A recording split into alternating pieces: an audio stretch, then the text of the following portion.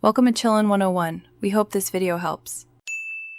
You begin by confirming power and connection. This is why a full charge matters. It prevents mid-flight fails. You power the drone first, then the controller to force the correct handshake. Once done, enable GPS and set the home point so return to home works. Calibrate the compass now if prompted. Inaccurate heading causes drift. Make sure props are secure, and keep the drone within 10 m, while linking so the controller and sensors register reliably before you proceed to lift off.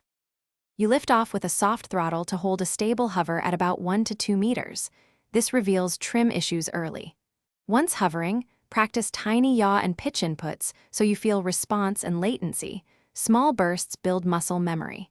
Make sure to engage beginner mode and set a safe max altitude and geofence before flying far. Once comfortable, increase control range gradually. Practicing with invisible line of sight helps you understand wind effects and how the drone reacts to your inputs. You progress to controlled maneuvers. Slow figure eights and straight-line accelerations teach you coordination without risking speed. Once you can fly predictable paths, practice return to home and manual approaches so you know both options.